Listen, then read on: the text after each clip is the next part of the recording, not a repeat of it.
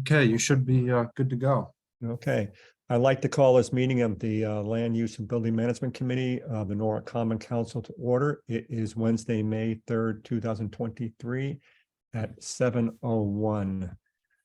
My name is Tom Livingston. I'm the chair. With us tonight are Councilman Mr. Burnett, Councilman Mr. Hullman, Councilperson Ms. Smith, and Councilperson Ms. Ayers. And I think that is it for now, and we'll go from there to public participation. Has anybody signed up to speak? It doesn't appear that there's any attendees in the attendee room. Okay, does anybody else have any comments to be presented to the committee? Okay, seeing none, I'll close public participation and move to approval of the minutes from the meeting of April 5th, 2023. Do I have a motion? Mr. Burnett, thank you. Any changes, additions, amendments? Seeing none, I'll call for a vote in the minutes. All in favor? Opposed? Abstentions? Ms. Ayers, are you I'm for it. okay, thank you. Okay, so it's unanimous. Minutes pass. We'll move on to old business, which is a review of the request from Mr. and Mrs. Edelman at 8 Sheffield Road to acquire city-owned wetland property abutting their property, District 6, Block 28C, Lot 7, approximately 0.23 acres. In the event the committee is supportive of the disposition of the property, staff will proceed with the issuance of a request for proposals for the disposition of this property through the purchasing department. So as you recall, last time we had an extensive discussion with Mr. and Mrs. Edelman about this piece of property. This is a piece of wetlands property that butts their property.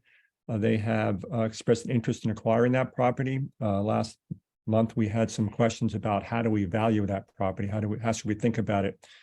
And Alan and I have had some further discussions, also spoken with the Edelmans. It seems that we basically have a couple of options. One is to get an appraisal out there, which will cost the city money. The other is to put out a request for RFP to get proposals from all interested parties who are who might be interested in acquiring this piece of property. So that, to me, and I think Alan agrees, seems to be a sensible approach to figure out what the proper value of this property is.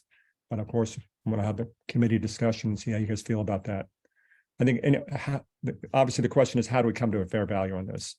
And as I said, the appraisal will be expensive, and you never know if that's really the right value because of its wetlands. It's difficult to appraise as opposed to what people are really willing to pay for it.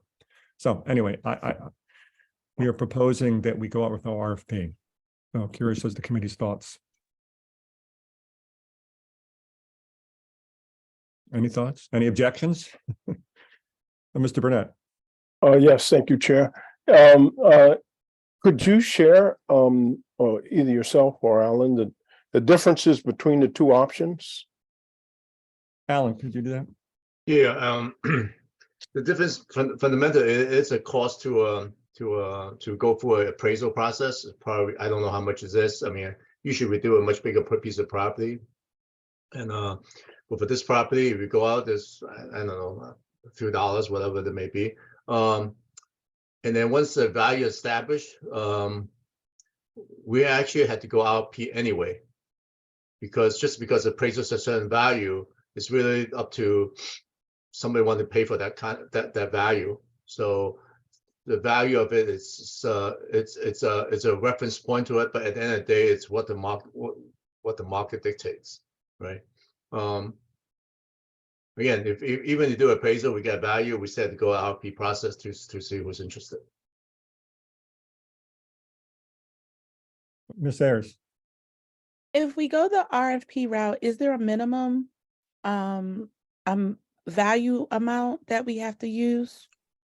No, there is no minimum. We can establish one for some reason you want to. We want, not you, but I'm sorry. The committee would like to. But that's a $65,000 question, though. We don't know what that value would be. Right. I mean, right now, I mean, Alan, I think you're of the view that this has sort of a negative value to the city, right? That's been my opinion, but at the same time, it's the value is very interesting kind of perspective. No, sure. we have a maintenance responsibility right now. Generally speaking, general liability issues, not issues, but not concerned either, but you know, we have that responsibility currently. Mr. Hoberman? I guess the question I have is, does the property get assessed for tax purposes? And does that Yes. not assign a certain value to the property? And Yes, will there's will- assessed value on it. Again, I believe the property was assessed, I think somewhere, don't quote me on this, I think somewhere around $50,000. And the people own the property has not been paying taxes since, I believe, 2012 or something like that.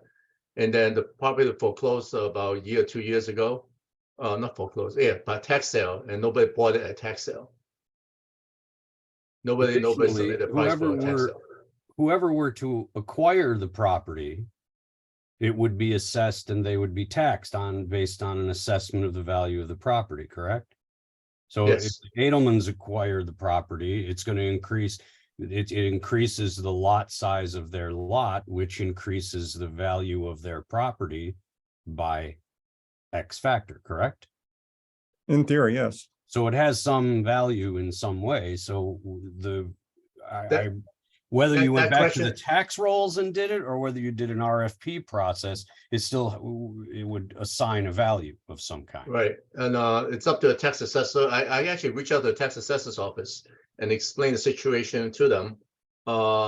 They cannot tell me what the property would be assessed as, but at some point, if we do transfer the property, they will look at it. It's up to it's part of the process between the property owner and the tax assessor's office to, I guess, value what's a reasonable assessment on the property at that point. Well, we're going through a revaluation right now, and we have people in the field that are assessing properties and determining value of the property for tax purposes. Is this piece of property not going through that process as well?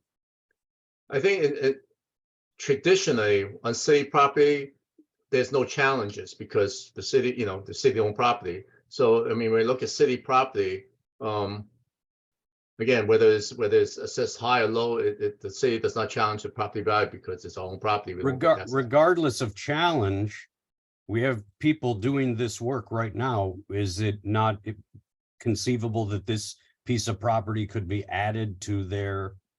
I mean, Yes. a challenge becomes an argument about how it was assessed. We don't even have a baseline except for going back to when the property defaulted and the city acquired it.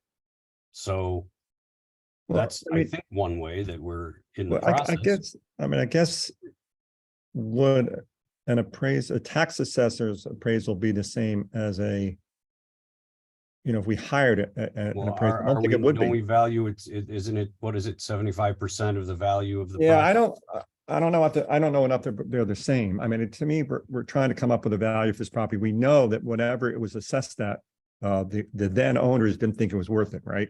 Because they didn't pay taxes on it. So that assessment, I think you could argue, was faulty before. So whether that's the best way of doing it, I don't know. I mean, to me. Well, from Ms. Ayer's point, it would at least give the baseline. Is that the minimum? Is that the minimum value?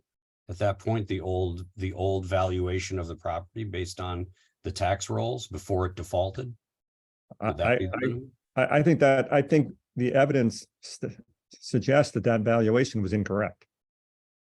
Because people had an opportunity to buy this in the tax sale and nobody did. So, I mean, I don't know. Barbara, you want to hand up?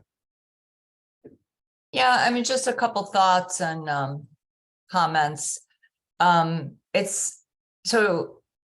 sounds like a loan.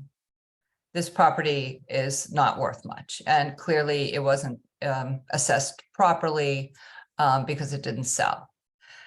Along or together with the Edelman's property, it might increase the value of the Edelman's property. And so it seems at that time, if the Edelmans are to acquire it, then it's assessed as a part of their entire property. And then that would potentially increase the assessment on the full property, which can only help the city in terms of tax revenue. Maybe not a lot, but a little bit. So that's just a thought that I have. And then, you know, just additionally, it really does seem to me that this is probably the best way to go about it.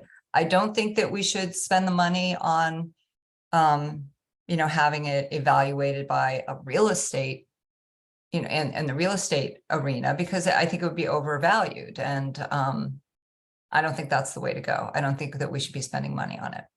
But I think that the RFP process seems to me the most equitable way to go. Thank you. Alan, if we put out the RFP and we receive one or two or whatever responses, we're not obligated to accept them, right? Right, we're not.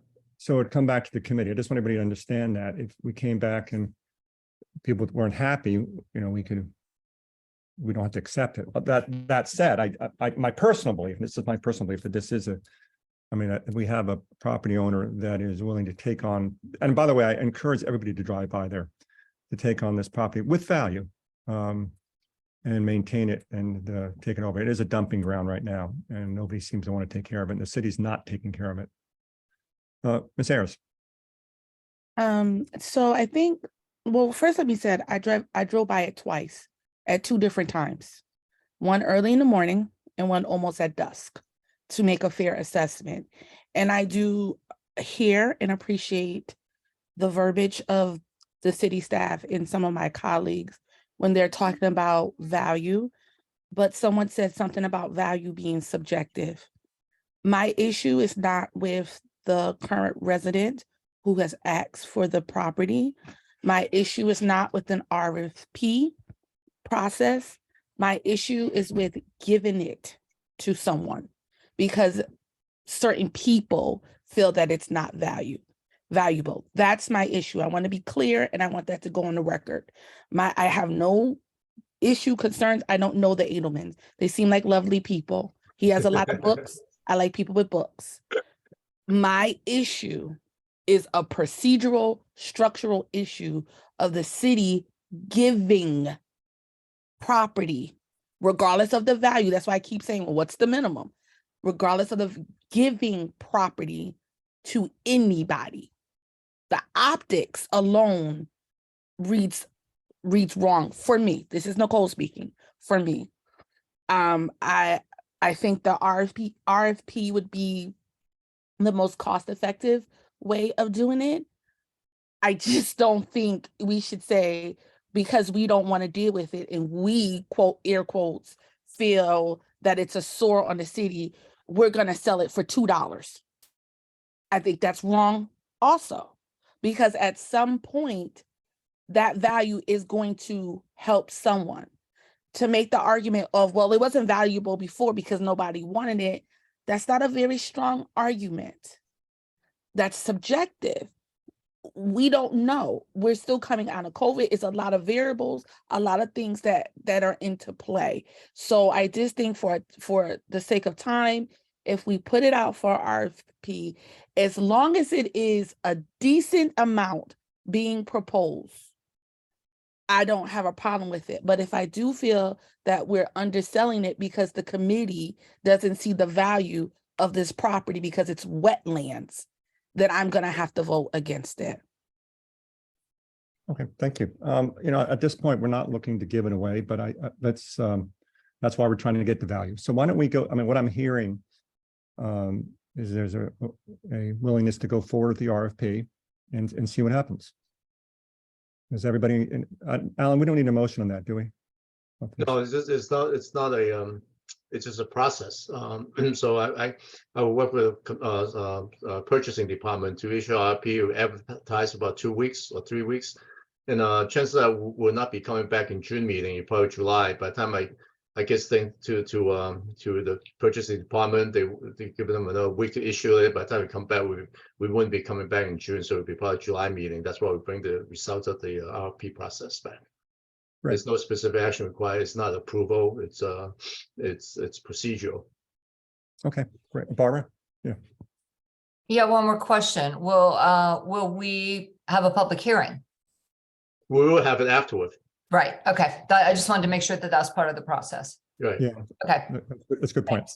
yep. Okay, if there's no further discussion, we'll move on. Thank you, Mr. Edelman, for being here. And thank you all. Okay, moving on, new business. Item 5A1, review request to extend Head Start Early Childhood Services Management Agreement with CIFC and Nathaniel Ely Center and Ben Franklin Center, and will refer the following to the Common Council for action. 1, authorize the mayor, Harry W. Willing, to execute a First Amendment to the management agreement between the City of Norwalk and Connecticut Institute for Communities, Inc. to provide early childhood programs at Nathaniel Ely Center, to extend the term of the agreement from July 1, 2023 to June 30, 2028.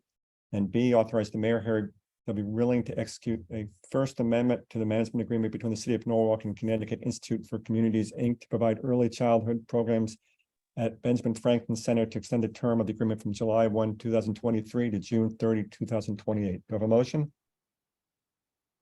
Mr. Hooverman, thank you. Okay, Mary, are you going to do this? Or Alan? Hi, good evening, everybody. So CIFIC, which is Connecticut Institute for Communities based in Danbury, has been the Head Start grantee for the last roughly 5 years. And we're looking to renew that contract in the 2 buildings, Nathaniel Ely and Ben Franklin, for another 5 years. At this point, they do have the Head Start contract for this area. And we would like them to continue in that capacity in those 2 buildings. Before you go on, I just want to note for the record that Mr. Meek joined us at 7:18. And also Ms. Revolus has joined us as well. Okay, so any discussion on this item? So this has been something we've been doing. We have, And no change in the other terms of the agreement. no. Okay. Seeing no discussion, I'll call for a vote. All in favor? Indicate by raising your hand. 1, 2, 3, and Ms. Harris. Okay, it is unanimous. Thank you. Thank you, Mary. Thank you. That was easy. Okay, school construction projects, monthly update of school construction. Is that you, Jim, or is it, who's gonna do this? Dan? Me and Dan, Tom. Yeah, Jim's too important these days. Yeah, I wish. the president title comes with that. Yeah. Okay, All right, let me share my screen and I think Mike starts it off for us.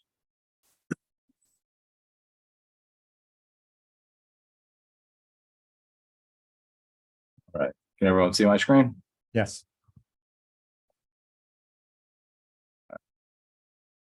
Scroll down to the first project and Mike will take it from here. So a lot of work's been going on at Cranberry since last meeting. In fact, you know, every month that we update this from now to the end, it's going to be quite a dramatic change from month to month.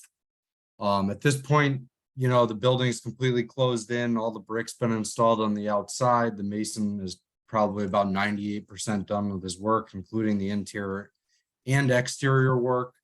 At this point, flooring is being installed in the classrooms. The majority of the bathrooms in the building are completed.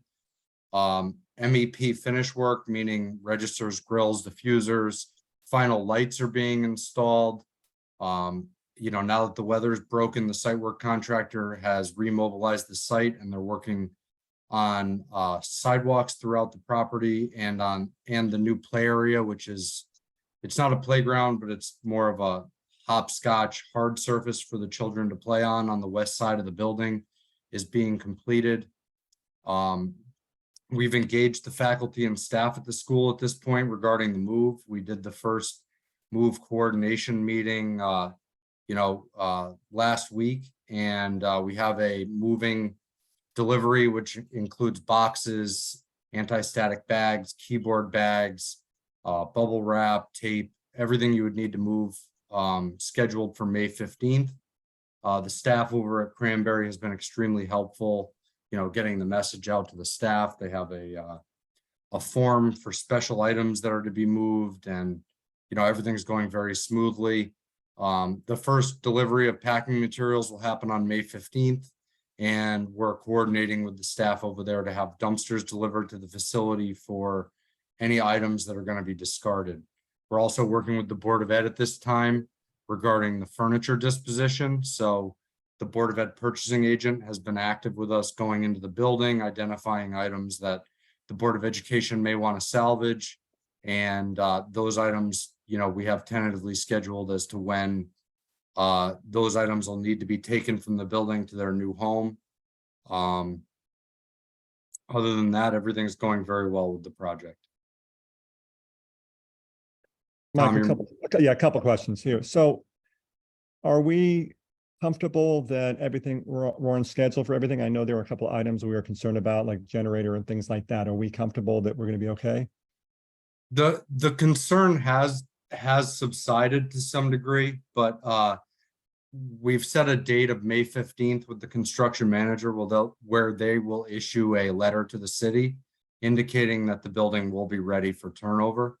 There's been a lot of challenges on this project, Tom, with the supply chain and getting items to be delivered. And, with a lot of Alan's assistance, we've been able to, minimize the impact of those supply chain delays. The largest one that we're trying to overcome right now is the rooftop air conditioning units. And we're hoping by the end of the week, we have final confirmation that those units have been loaded on a truck and are on their way to the site. Okay. So far, so good though, right?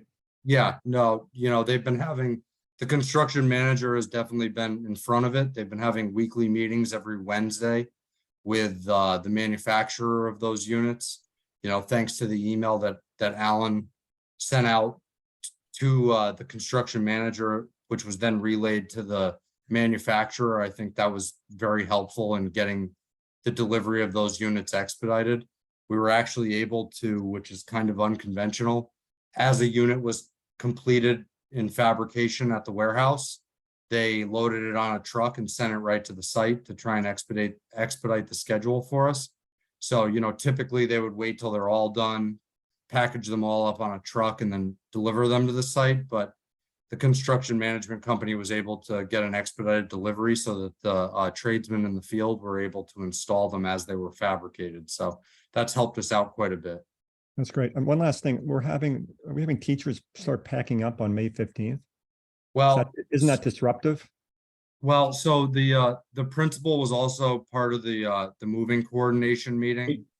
And the intent of the packing is so that they have packing supplies so that they can start packing. But specific instructions were given to the teachers to not, the goal of the packing is to get ahead of it, but not create a disruption to the students. So, if they have teaching materials that they may have used earlier in the year and they're no longer going to utilize for the rest of the year, those items will start getting packed up, but they were given specific instructions not to, create an environment where the students felt like they were moving out tomorrow. Great, thanks.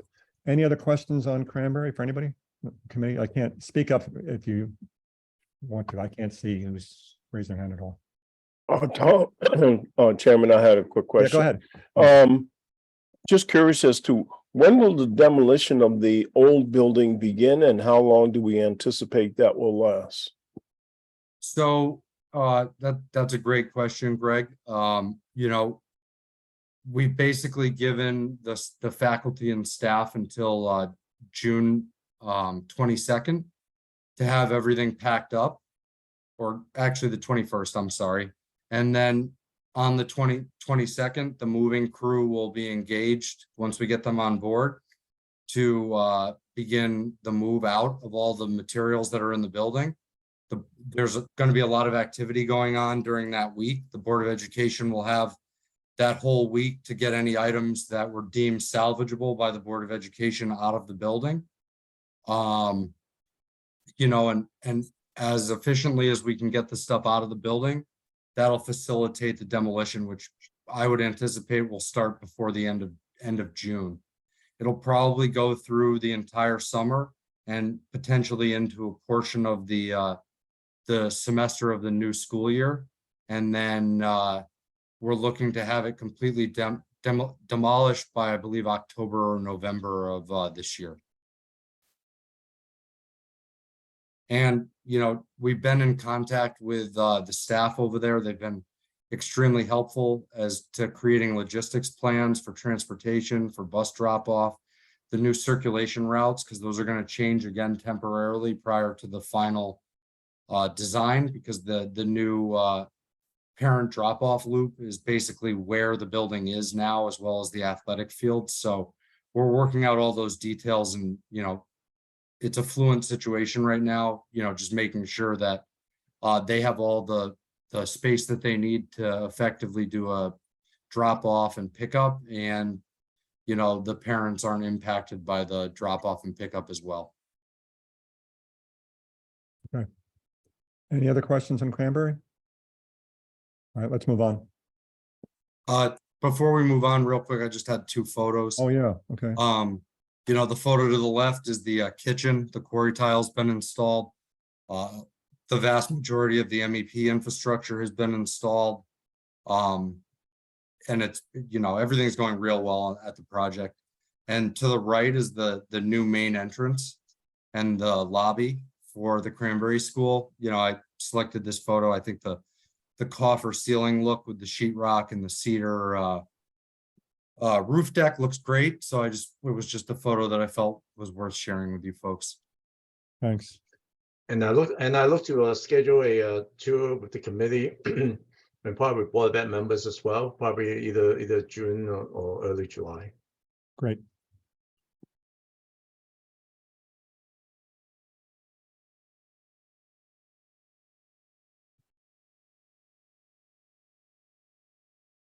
At Norwalk High School. So right now, the design team is currently in the middle of the construction document phase of the project. Those documents are expected to be issued in late July. At that time, the construction manager will complete a revised estimate, and after that's reconciled with the project team, we will be meeting with the state again for our final pre-bid conformance review in September of this year. As far as local department approvals, team continues to meet with Department of Public Works as well as Traffic, Mobility and Parking for approval. We're at the tail end of this process, and after we get TMP's approval, team will resubmit documents to OSTA for the state traffic approval, and another state approval following OSTA will be DEEP for the Department of Energy and Environmental Protection. OSTA is the State Commission of Traffic Transportation. And the project is currently out to bid for the structural threshold peer review consultant for the project. And that bid opening is scheduled for next week on the 9th. And we anticipate to make a recommendation at next month's land use meeting. Great. Any questions on this? Okay, let's keep going. South Norwalk Elementary School. We're in the design development documents phase of the project. We anticipate receiving that document set with plans and specs on May 12th. The construction manager from there will take the documents, provide an updated estimate for the project, and we'll receive that in early June. In April, project team met with Traffic, Mobility and Parking to review the results from our traffic study. So the traffic study was completed. We received some feedback from TMP to make sure that they're okay with the way that the information was analyzed. Part of that process, we did evaluate other schools in the city for a comparison, since this is a new school at a new location, and to establish some requirements for that study. So once that is confirmed with TMP, we will have their finalized report shortly. Also, this past month, we've met with the police, fire, and building departments, as well as recreation and parks, to introduce them to the project show them the plans and where we're going with the design. At that time, they did provide some feedback, things that they're looking for. And the design team's evaluating that feedback and incorporating what we need to make sure it works for everybody. Hatch and Bailey, their last day at the One Meadow Street location was March 29th. Now, Corville Nurseries is still occupying a small portion of the site. With them off of the site and out of all of the buildings, our environmental consultant was able to access the site and start performing testing necessary for us to develop our hazardous materials plans as well as our soil management plans for the project. So the hazardous materials, that's for the existing buildings on site, and then soil management, how we will need to process and determine what material can stay on site, what needs to be removed, and so on. So that's part of the specifications development for the project. Commissioning services for the project were bid out in April, and we're making a recommendation for that contractor this month. That's later on in the agenda. And then our third community outreach event is scheduled for tomorrow, Thursday, May 4th, from 6 to 7 p.m. at 46 Concord Street. And to the right here is just a quick massing model. I guess this is from the rear of the school. And we've been having in recent weeks a number of meetings discussing the different materials, themes, and colors for the inside and outside of the building. Any questions or comments on this? Okay, let's keep moving. That does it for the construction update. Great, thank you. All right, so Tom, one other thing, where's Mike? Mike, one of the things we did as part of our school construction program is that we had actually created a website for school construction projects. So Mike's going to just show you very quickly for a couple of minutes, show you how this site is set up. Again, there's always been a very strong interest in the council and the Board of Education to engage the public. And this is one way that we can do this. And besides locally within the school and the school's website. So we've created this. Mike, can you put it up and show how it's set up? Yeah, yep, no problem, Alan. So this is the school construction website. It's not, can everyone see this? Yep. Okay, it's not quite live yet, but the Board of Education engaged a web design and marketing firm to do this work, Golden Egg Concepts, to put this together. So the four main project or major projects that are going on in the city right now are highlighted on this website. You got the high school that Dan talked about, the South Norwalk School, the Cranberry Elementary School that I talked about, and the Silvermine Driveway project, which the Board of Ed Facilities Department's working on. And you have a lot of information. You can click on any one of the projects just for demonstration purposes. I'm just going to show the Cranberry project, involvement of ideas. It brings a lot of the community involvement into the project. And the banner on the top just shows some of the active projects that we currently have going on. This is the groundbreaking from Cranberry School. That's an aerial. I'm sure as time goes on, depending on what the Board of Ed does, these photos may get updated. But for purposes of, just showing you around the website, I'm just going to go to the Cranberry website.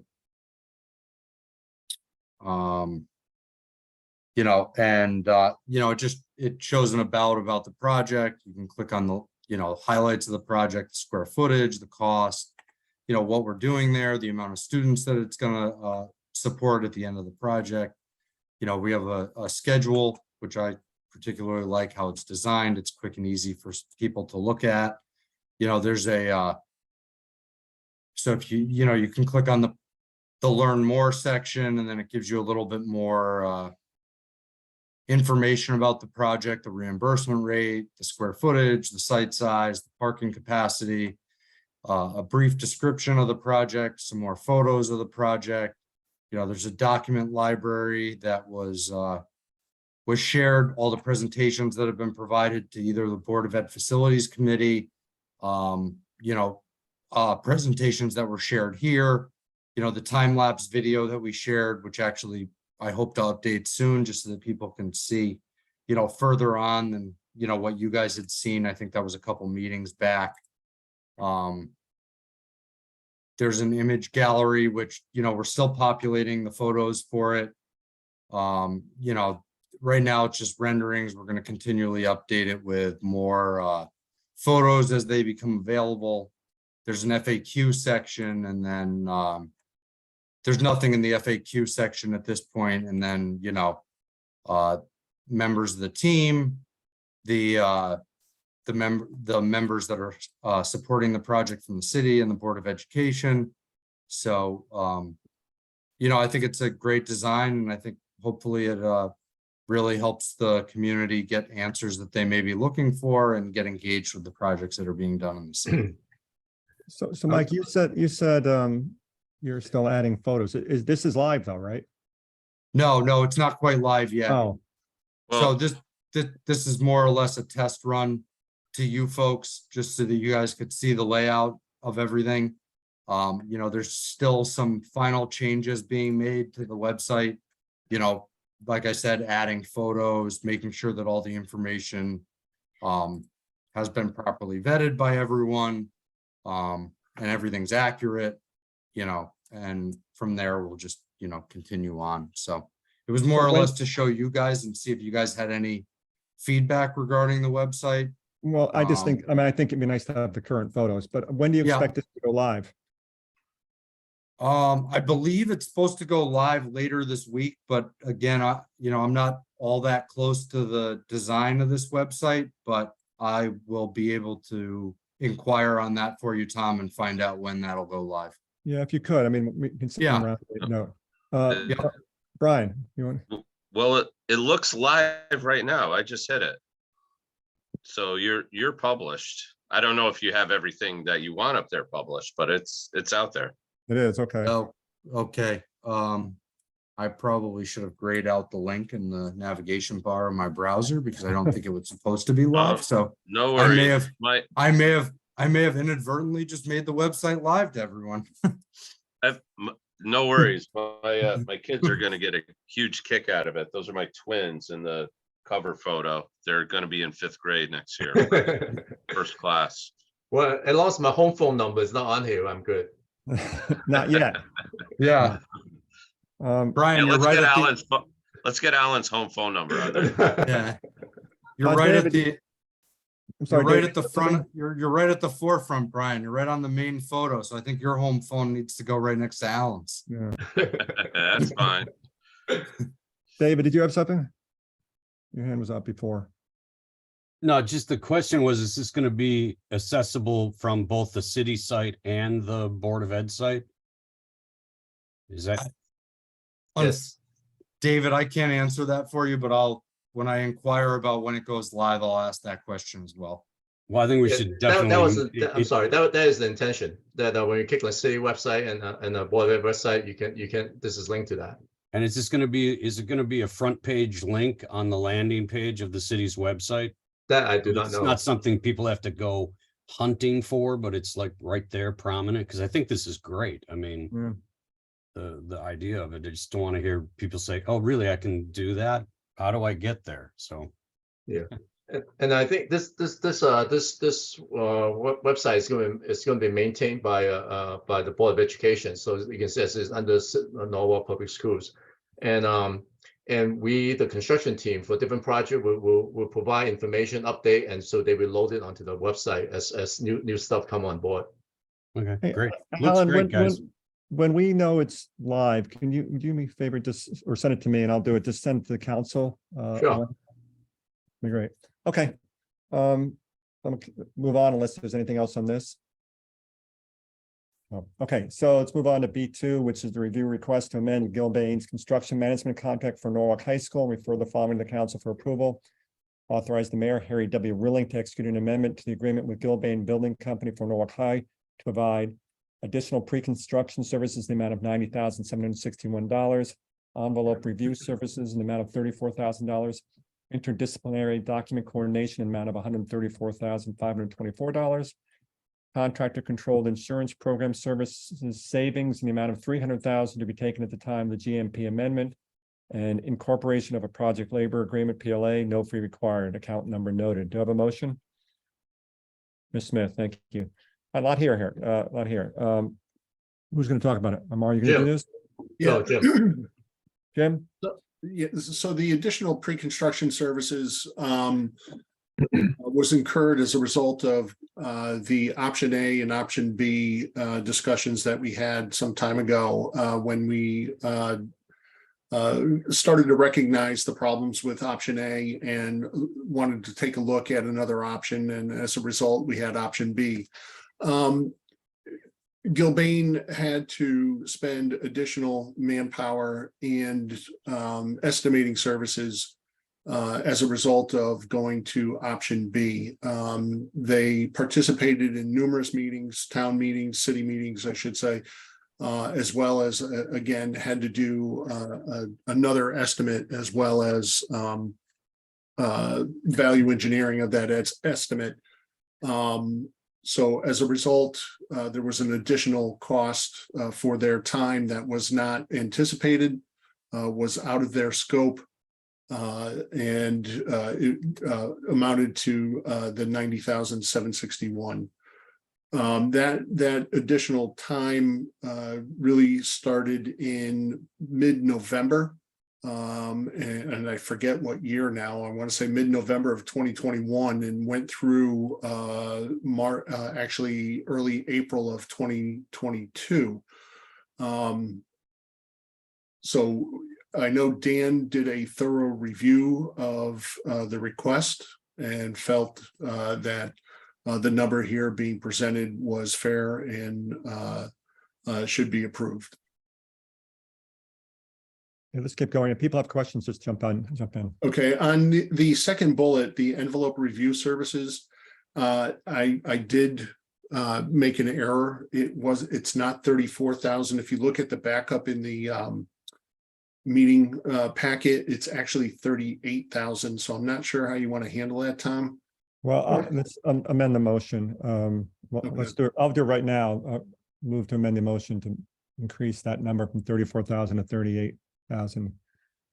I guess I'll call for vote on that amendment. All in favor? Okay, so Opposed?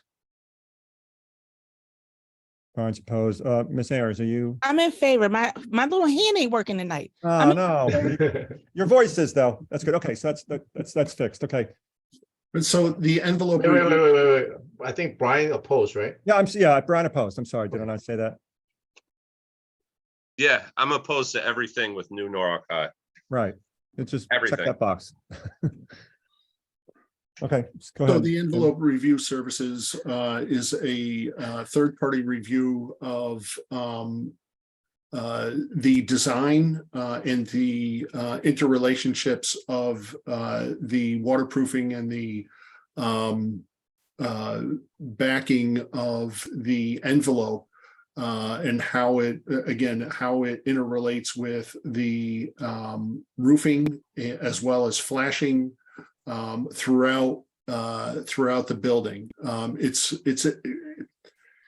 It's a good service to have especially on a building of this size and this complex, because we do have a lot of areas where we are going to be creating corners as well as have the roof interrelationship with the vertical wall. We felt that this was money well spent. Not only are they going to look at the architectural details, but they're also going to make site visits and provide reports of their site visits and any corrections that should be made. Okay, I have a question. sure, go ahead. Is this service new? This is not part of the original. Am I following you correctly? This is Right. not part of what was originally presented to us? That's correct. Okay, I just want to make sure I'm following. No problem. The next item, interdisciplinary document coordination. This is something that was prevalent in the industry, I want to say in like 2010, 11, and 12. And it's kind of lost a little bit of its use or flavor within the industry. However, it's a very good and I think a very important service because what it does is it takes a very deep dive into the drawings and compares the different disciplines. For instance, does electrical match up with mechanical? Do we have electrical called out for in all the locations where we have mechanical equipment or IT equipment? And one of the things that I always felt that was very important because it got me on a project many years ago is the invert and the making sure that the pipes are flowing in the right direction. Does the invert coming out of the building, is that higher than where the pipe goes into a manhole out in the field? Hey, Jim, There's sorry a lot of to interrupt. coordination. I'm sorry. Sorry to interrupt, but isn't that something that you'd expect the architects to do or the building manager, Yeah, the construction manager?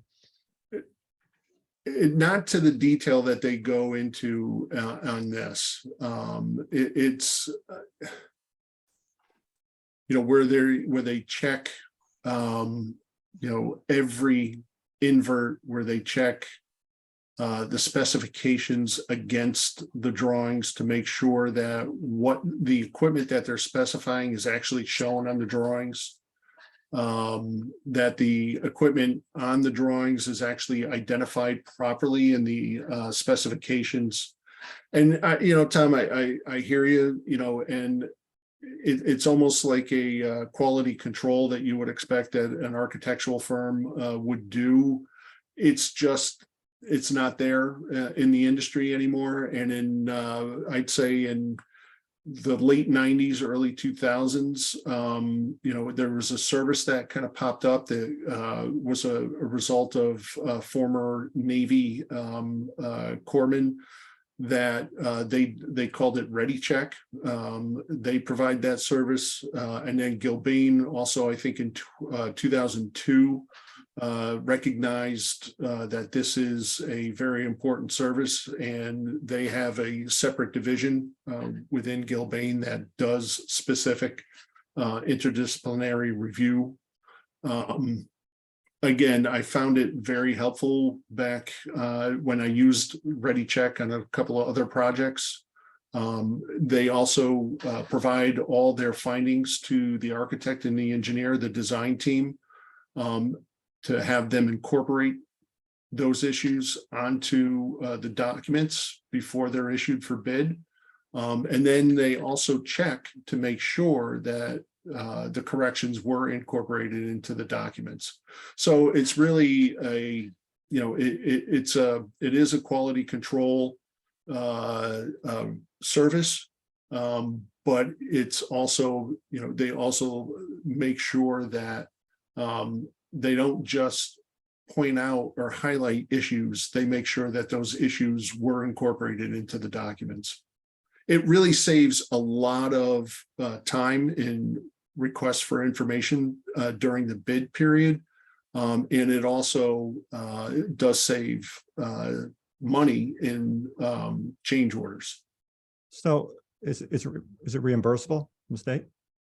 I believe it is, yeah. All right. I mean, it just, to me, it just seems like we're paying for something we should already get, but I hear you, Jim. I understand. All right. The contractor controlled insurance program. Oh, sorry, Greg, go has a ahead. question. Oh, I'm sorry. Yes, thank you, Chairman. Quick question. Did we use this type of approach with Cranberry, and do we plan to use this type of approach with the South Norwalk School, or is this unique to Norwalk High because of the size and scope? We did not use it on Cranberry. we had, and again, Greg, like I said, back in the, in 2010, 11, 12, it was very popular. And then it, for some reason, it just kind of lost, I don't want to say importance, but kind of just, I don't want to say fell out of favor, but it just wasn't as prevalent for quite a while. I think it's a very good service. We had a very good design at Cranberry and have very few change orders there. Sometimes that happens, it's not as complicated a project as Norwalk High is, because, Norwalk High really takes up the entire area of Norwalk High, going from the building to the new fields that we're going to be developing. We have a lot of site civil work involved, and I just think it's money well spent for this project because of the size and the complexity of it and how we have to do it in different phases. And in South Norwalk School, do we plan to use this service with that? At this point, we haven't really, no, we're not planning on using it right now, but it might be something that I think we should take a look into. Okay. All right. All right, the next, any other questions regarding interdisciplinary review? The next item was a contractor controlled insurance program. This is an insurance program that's provided by the construction manager, in this case, Gilbane. There are other construction managers. Usually it's larger construction managers that provide this type of service, where Gilbane will hold the insurance for the trade contractors. And as a result, because Gilbane has a better insurance rate than the trade contractors, they're able to pool their resources and utilize that more favorable rate throughout the entire project and provide insurance for all the trade contractors. And as a result, it will provide savings for the city of Norwalk. All the insurance, there's no risks. We still get the same insurance that Gilbane will be providing, as well as probably better insurance than some of the trade contractors that will be participating in the project. As part of the program, they will have an EMT on site. And again, it provides upward, or they're going to provide around $300,000 of savings during the GMP. Well, actually, Jim, it's more than savings. It's actually, they're gonna make a payment, right? I guess. Yes. Right. Yep. I think the one other thing I want to add on this is that because it's all, when you have multiple contractors on site, each one have their own policy and stuff. And also now we got Gilbane as a policy to the city.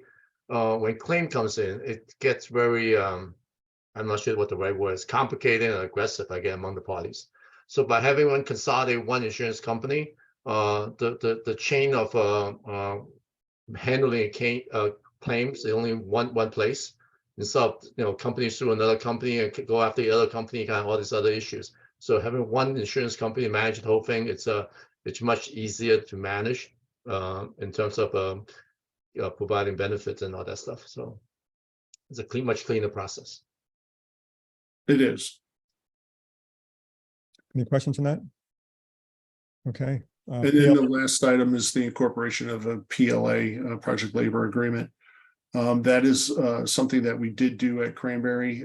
It's worked out very well for the city at this point, and looking to continue with that program at Norwalk High School. Any questions on that? Any questions on any of this? A lot. Okay. Seeing none, I'll call for a vote on all these items. All in favor? Opposed, Mr. Meek, right? My hands is working again. Yes, I saw that, I Ms. mean, Harris, yes. Okay. You all realize the cost of this project increased $2 million today for city with the Fed funds rate increase. We have not funded this. There's another $2 million on the plate. Thanks. All right. Well, thank you. All right, so next item is item 3, review proposals for building commissioning services for South Norwalk School and refer recommendation to the Common Council for action. A, authorize the mayor, Harry W. Rilling, to execute an agreement with Van Zelm, Haywood, and Shadford, Inc. to provide building commissioning services for the South Norwalk School project for a total not to exceed $102,905, account noted. And B, authorize the Office of Building Management to issue change orders on contract for additional services as may be required for a total not to exceed $10,000, account noted. Do I have a motion, please? Mr. Hooverman, thank you. Who's got this? Dan or? Alan, do you want Dan? me to- I'll explain it quickly. So the South Norwalk Elementary School is receiving state funding. We have a 60% reimbursement rate. As part of that, the requirements, the city must follow the Connecticut High Performance Building Standards, which includes hiring a commissioning agent for the project. And those who are not familiar with the commissioning agent and what they do on a project, they provide pre-construction, HVAC, and building envelope coordination services. So that's why we're getting them on board now as we're completing the DD phase and move into construction documents. We want to have them on board. And they also are an important part of the project as we near completion. So this is where they verify equipment installation, proper operation. They review the building envelope throughout the construction process to ensure that things are being installed correctly so that issues are not being buried. They provide reports identifying any issues and corrective action and help document that process. And at the end of the job, they also help with the startup of equipment and the programming process. For this bid, we went out to bid, it was advertised on April 5th.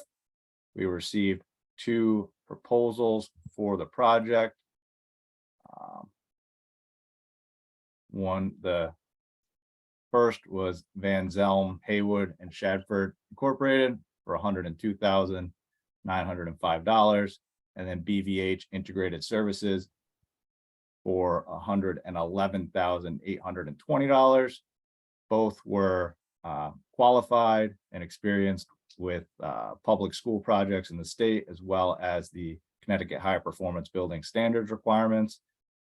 And after the evaluation and the review by the selection committee, the recommendation was made for Van Zelm.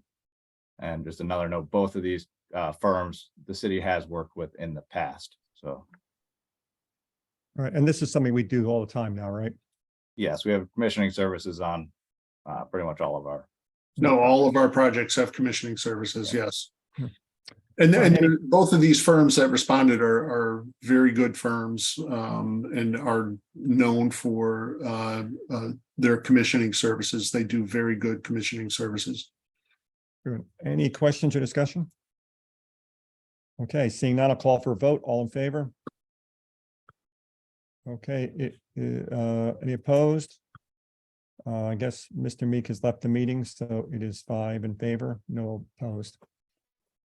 Okay, I think that's it for the agenda. Alan, is there anything else that you want to comment on? Not saying you have to, just offering it to you. No, nothing from me. Thank you. Okay, anybody else in the committee?